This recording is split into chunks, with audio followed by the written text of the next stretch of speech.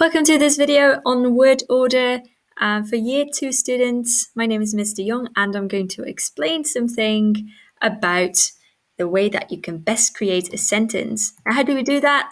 First, we'll take a look at some basic rules for a standard sentence, and then we'll also take a look at some more detailed rules as well. So we'll be taking a look at place and time, but also at adverbs of frequency and where you put them in your sentence. Now, basic rules for a very basic English sentence. So a perfectly correct English sentence that will not confuse anyone and that will guarantee that you use the correct grammar. Now, the trick for that is svumped. You see that correctly, svumped. What does it mean? Well, basically, it's the first letter of every element in a sentence. How does that work? We start with a subject, then we have a verb, an object, manner, place, and time. Now, if you put all the elements of your sentence in this order, then you already have a correct word order. So subject onderwerp, verb, werkwoord, object could be a leidend voorwerp. Manner is de manier waarop. Place, plaats, time, tijd. Svumped. So basically it's a who or what does what, how, where, and when. Some examples here. First one, the rabbit is the subject, who or what. He ate is a verb. His carrots is the object. He ate his carrots happily. So how did he eat them? Happily. Where? In his hole, and when? In the morning.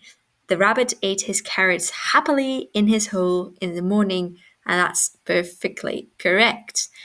Then, for instance, the witches learn spells perfectly at Hogwarts, and the student answered the question correctly at school this morning.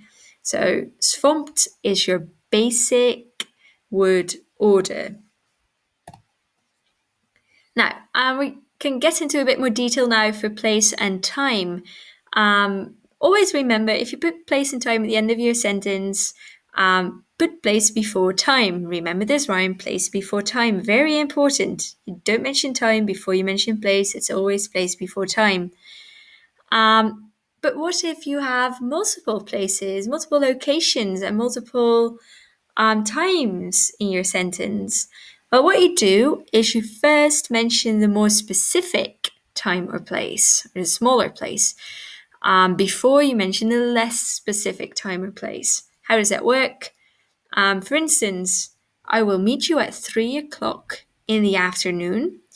Now, at 3 o'clock is more specific than in the afternoon, so that's why we mention at 3 o'clock first. We have rented a house in a village in France. In a village is a smaller and more specific place than France, which is an entire country. So first you mention the village and then you mention the country. So in a village in France. And now you can combine all of that together. So place and time, and then again place before time. So we rented a house in a village in France in August 2 years ago. In a village is more specific than in France. In August is more specific than 2 years. So that's your basic place and time order.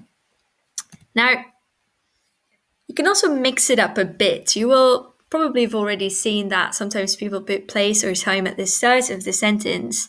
You really only do this when you want to put this focus on the time or on the place. So when you want to stress when it took place or where it took place.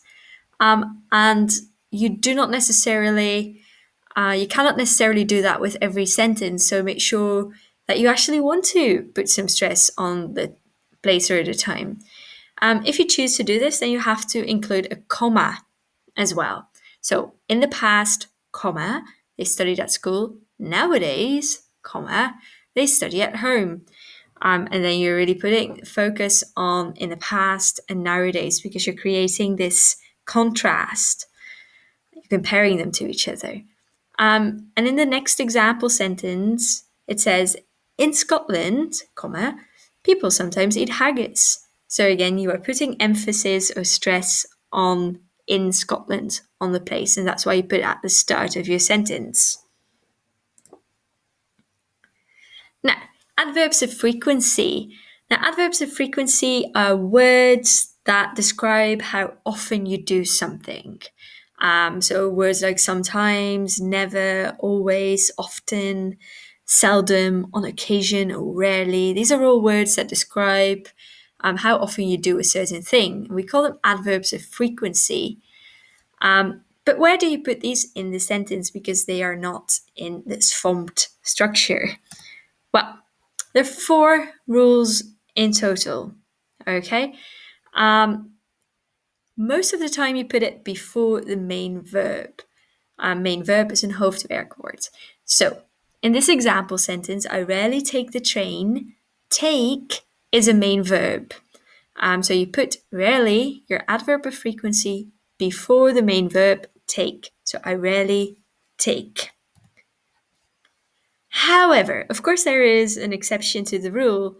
If your main verb is to be, then you have to put the adverb of frequency after the form of to be. So in the sentence, I am always late, am is a form of to be, and it's your main verb. There are no other verbs in that sentence. So you put always, your adverb of frequency, after am. I am always late. And this is where it gets a bit more complicated. Because sometimes to be is your main verb, but it has an auxiliary verb, een hulpwerkwoord. And an auxiliary verb could be a word like can, or could, or should, or will, or have. A word that really does not have a meaning of its own and that helps out your main verb. For instance, in I will never be famous, and then you put the word never between will and be. Will is the auxiliary verb and be is the main verb. So you put it in between those two. Another example, he has never been here before. Has is the auxiliary verb and the main verb is been. So you put never before been. So he has never been here before.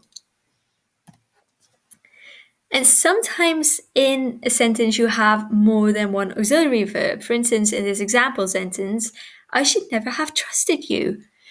Should, have are both auxiliary verbs, so 2 auxiliary verbs. Trusted is your main verb. Now, there's more than one auxiliary verb, so then you put it after the first one, which is should. So I should never have trusted you. Okay. Now, it's time for an exercise to put into practice what you just learned. I advise you to pause the screen once you see the exercise and then put the words in the correct order using SVOMT.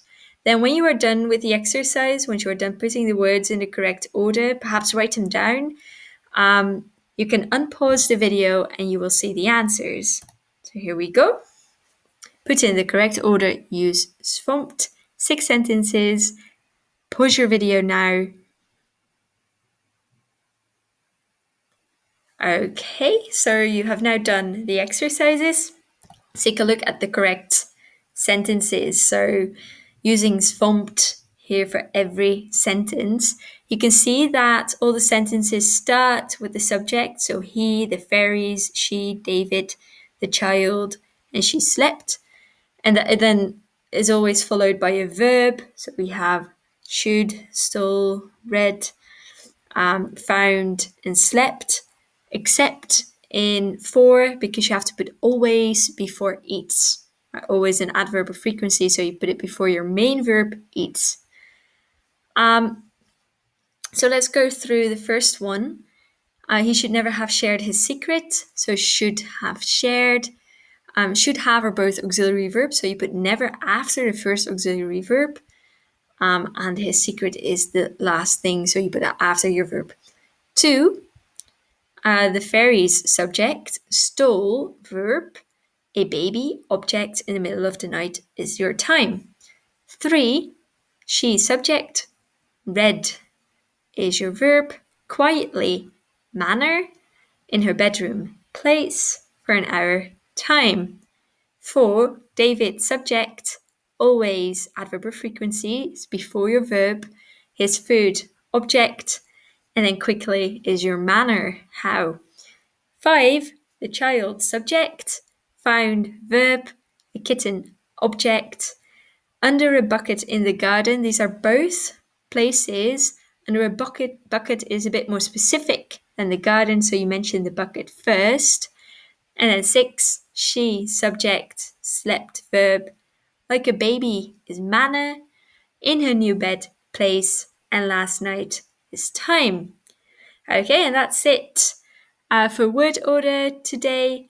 Good luck with studying this, and if you have a question, you can ask your teacher, or you can do a bit of research online, of course.